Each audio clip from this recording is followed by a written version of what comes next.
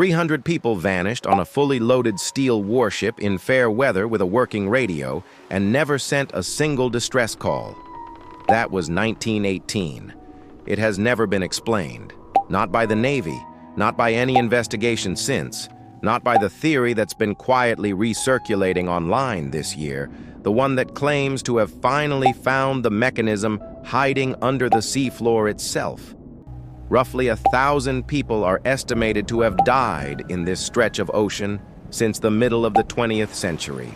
Ships gone, planes gone, no wreckage, no bodies, no final radio call, and for decades, the official answer from the people who study it for a living was almost insultingly simple. Nothing is happening here. That answer never satisfied anyone. So here's what's actually buried under that water, and why even the most convincing new explanation still can't close every file. Start with the shape on the map, because most people who talk about the Bermuda Triangle have never actually looked at it. Draw a line from Miami, up to Bermuda, down to Puerto Rico, and back to Miami. That triangle covers roughly 500,000 square miles of open Atlantic.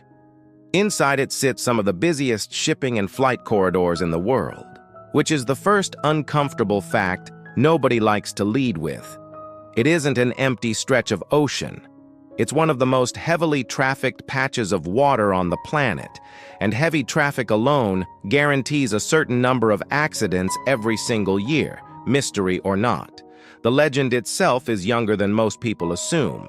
Sailors had swapped stories about strange currents and sudden storms in that region for centuries.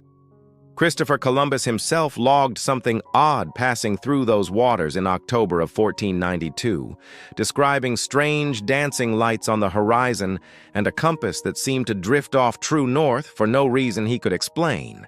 Modern researchers believe he was most likely watching St. Elmo's fire, a real and well-documented electrical phenomenon that lights up ship masts during certain storms, but the fact remains that written accounts of this stretch of ocean behaving strangely go back over 500 years.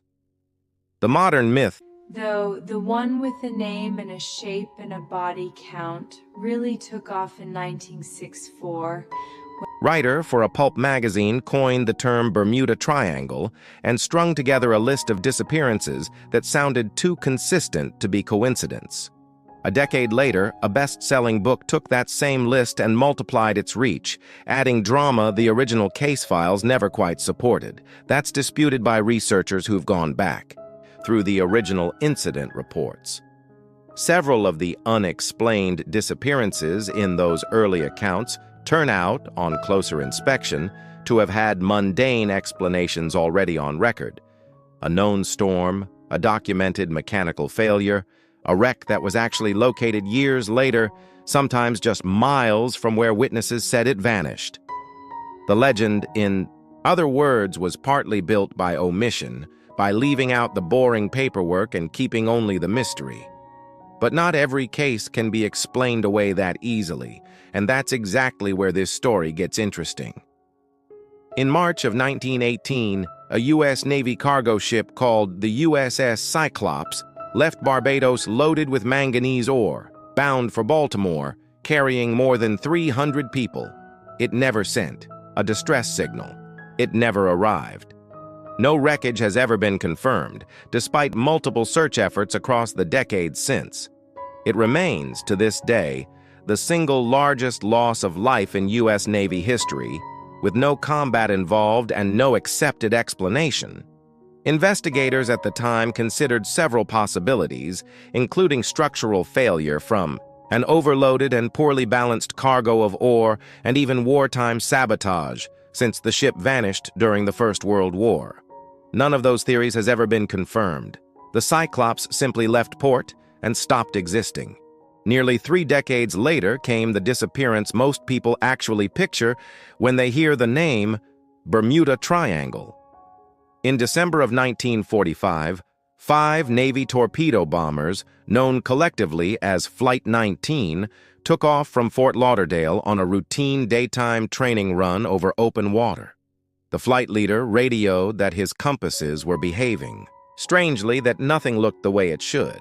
that he couldn't tell which direction was which, even with clear visibility. Ground control tried to guide the flight back using dead reckoning, but the confusion in the cockpit only grew as the light started to fade. The last transmission anyone heard was disoriented, fragmented, cut short by static. All 5 aircraft vanished.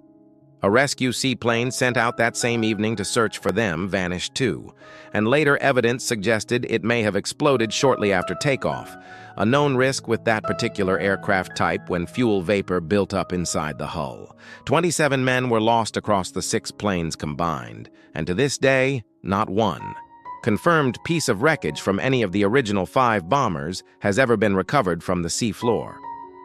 Those 2 cases alone would be enough to build a legend on. But the pattern, real or imagined, kept repeating for years afterward, almost as if the ocean had a schedule. In December of 1948, a Douglas DC-3 passenger plane left San Juan, Puerto Rico, bound for Miami, carrying 32 people. The weather that night was clear, calm, nearly perfect for flying. The pilot radioed that he was within 50 miles of Miami, close enough that passengers could probably have seen the glow of the city on the horizon. Then nothing. No further transmission, no wreckage, no bodies, despite a search that covered tens of thousands of square miles of ocean over the following days. Investigators later found the aircraft's batteries had not been fully charged before departure, a real and mundane mechanical detail that may have weakened its radio signal at exactly the wrong moment. But mundane or not, it still doesn't explain how a fully intact airliner, minutes from a major American city, in good weather, with an experienced crew, simply ceased to exist. A month later, the Star Tiger vanished on a flight from the Azores to Bermuda with no distress call and no wreckage ever found. Almost exactly a year after that, its sister aircraft, Star Ariel, vanished on a flight departing from Bermuda itself, again without a signal, again without wreckage. 2 aircraft from the same fleet, on routes that crossed the same stretch of ocean, gone within 12 months of each other. In February of 1963, a converted oil tanker called the Marine Sulphur Queen disappeared en route from Texas to Virginia with 39 crew aboard. A small amount of debris was eventually recovered, but investigators also found something else in the ship's history. A record of poor maintenance and prior safety concerns, serious enough that the Coast Guard later noted the vessel probably shouldn't have been at sea in that condition at all. It's one of the few cases on this list where a mundane, unglamorous explanation, an unseaworthy ship finally failing, sits right alongside the mystery.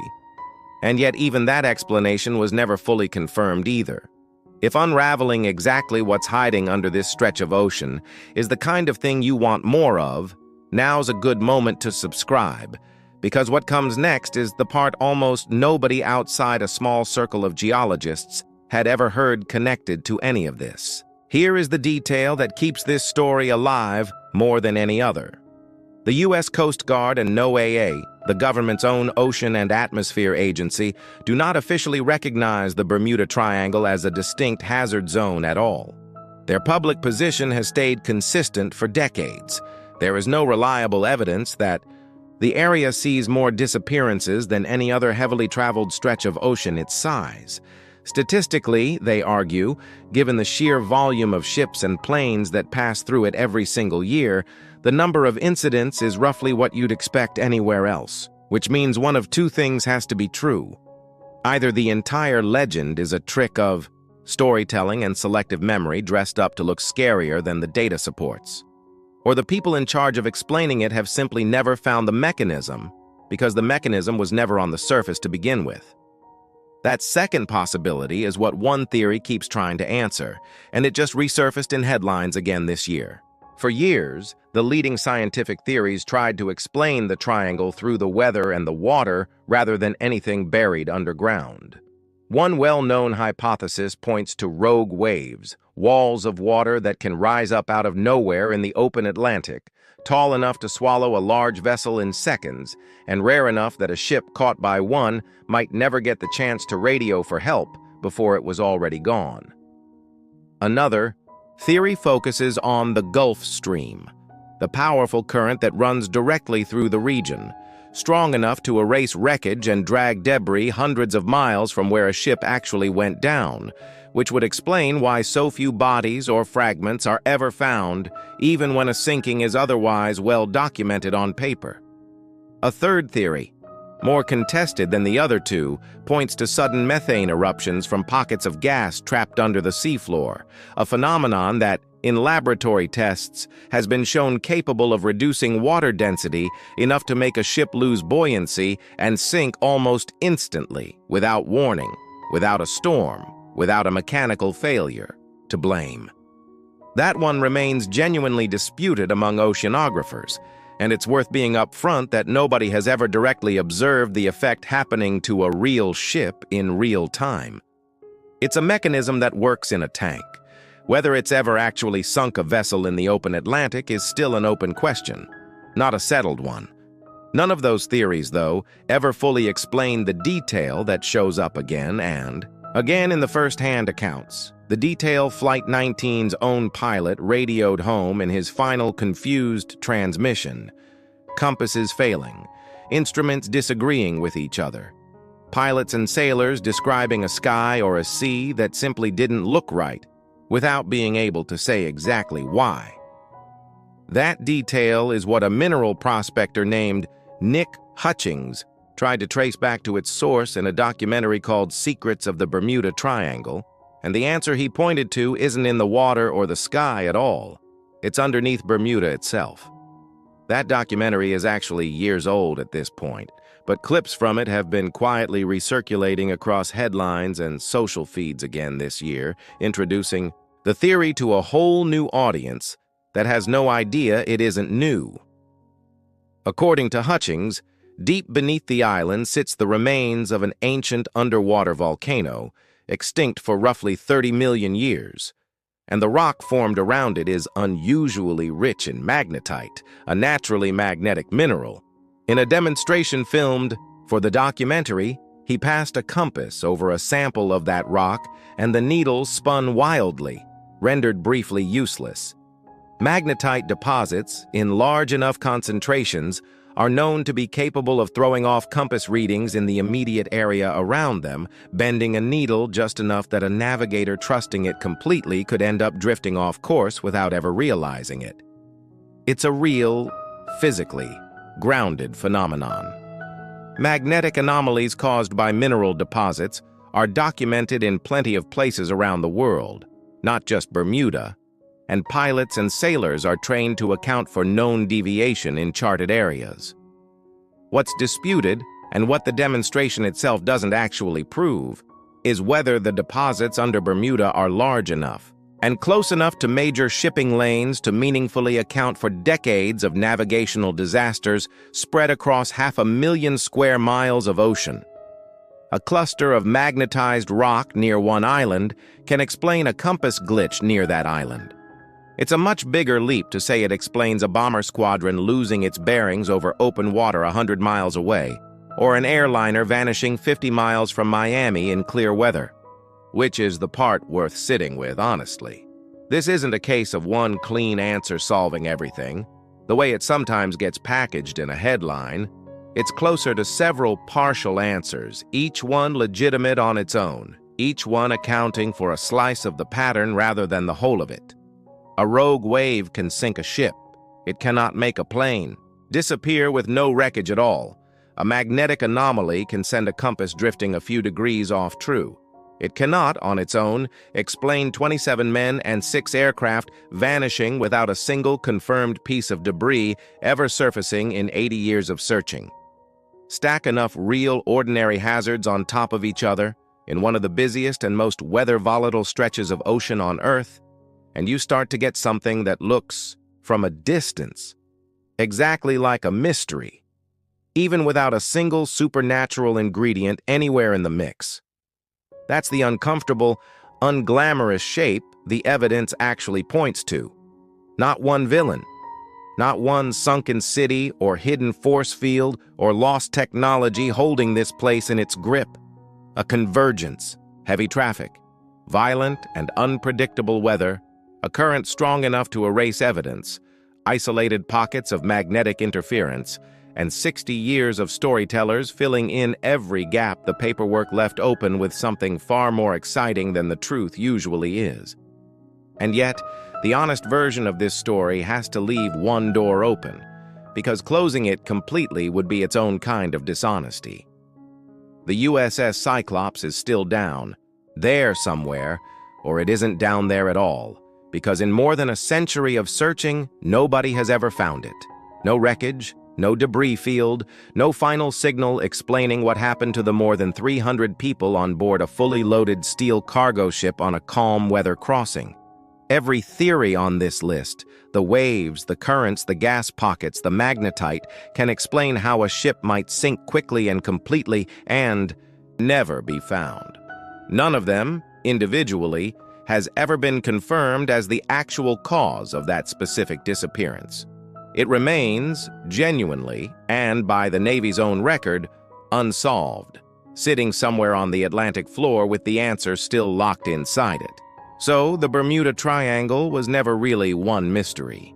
It was dozens of separate, mostly ordinary maritime disasters, stitched together across 60 years by writers who understood that a pattern is far more frightening than a coincidence, sitting on top of a stretch of ocean that genuinely does carry more real physical hazards than most people realize. Magnetic rock, sudden storms, a current strong enough to erase a shipwreck's trail. The myth was built on omission. The danger underneath it was never entirely fake, and even the theory getting past, around as fresh news this year turns out to be a 7-year-old TV segment finding a new audience, which might be the most Bermuda Triangle thing about this entire story. The mystery keeps disappearing and reappearing too. So, here's what I want to leave you with. If the compass errors, the rogue waves, and the magnetite really do explain most of what's been recorded in that stretch of ocean, then what do you think actually happened to the USS Cyclops, the one case on this list that still doesn't have an answer? Tell me which theory you'd bet on, and tell me why.